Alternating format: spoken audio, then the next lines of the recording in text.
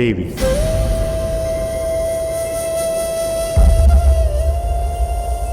ಜನರ ಆಕ್ರಂದನ ಕೇಳುತ್ತಿದೆಯೇ? ಹೌದು ಸ್ವಾಮಿ, ಒಬ್ಬೊಬ್ಬರ ಸಮಸ್ಯೆ ಒಂದೊಂದು ರೀತಿ. ಅವರ ಆಕ್ರಂದನ, ಅಳು ನನ್ನ ಕಿವಿಯನ್ನು ಹೊಕ್ಕು ನನ್ನ ಹೃದಯವನ್ನು ಹಿರಿಯುತ್ತಿದೆ. ಅದನ್ನೆಲ್ಲ ಕೇಳುತ್ತಾ ಸುಮ್ಮನೆ ಕುಳಿತಿರಲಾರೆ ಸ್ವಾಮಿ. ಜಗನ್ಮಾತೆ ನೀನು. ಭಕ್ತರ ಆಕ್ರಂದನ ದೇವರನ್ನು ತಲುಪುವುದು ಸಹಜವಲ್ಲವೇ? ಇಷ್ಟು ದಿನ ಆ ನಿಟ್ಟಿನಲ್ಲಿ ನಿನ್ನ ಏಕಾಗ್ರತೆ ಬೆಳೆದಿರಲಿಲ್ಲ. ಈಗ ನಿಧಾನವಾಗಿ ಎಲ್ಲವೂ ನಿನ್ನನ್ನು ಒಟ್ಟಿಗೆ ತಲುಪುತ್ತಿವೆ.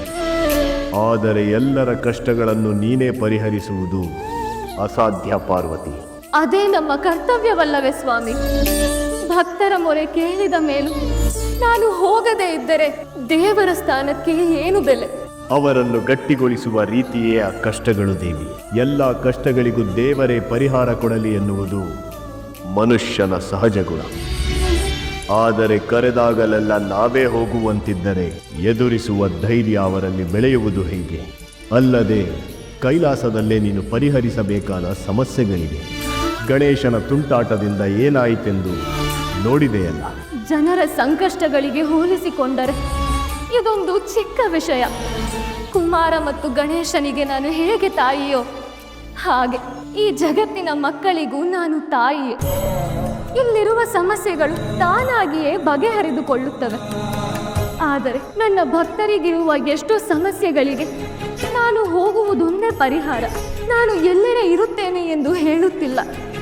ಆದರೆ ಅವರು ಕರೆದಾಗ ನಾನು ಅವರ ಕೈ ಹಿಡಿಯದೆ ಹೋದರೆ ಅವರು ನಮ್ಮ ಮೇಲಿಟ್ಟಿರುವ ನಂಬಿಕೆಯನ್ನು ಕಳೆದುಕೊಳ್ಳುತ್ತಾರೆ ಸ್ವಾಮಿ. ಅಗತ್ಯವಿದ್ದಲ್ಲಿ ಹೋಗಬೇಕಾದ್ದು ನಮ್ಮ ಕರ್ತವ್ಯ ನಿಜ. ಆದರೆ ಕೆಲವು ಕಷ್ಟಗಳು ಅವರ ವಿಧಿಲಿಖಿತ. ಅವರದನ್ನು ಅನುಭವಿಸಲೇಬೇಕು. ಮಾನವ ಜನ್ಮದಲ್ಲಿ ಹುಟ್ಟಿದ ಮೇಲೆ ಅವರು ಸಾಗುವ ದಾರಿಯೇ ಅದಾಗಿರುತ್ತದೆ. ಪ್ರಯತ್ನಗಳಿಂದ ಅವರು ಪಾಠ ಕಲಿಯುತ್ತಾರೆ. ಮುಂದಿನ ಜನ್ಮಗಳಿಗೆ ಆ ಅನುಭವದ ಆಧಾರ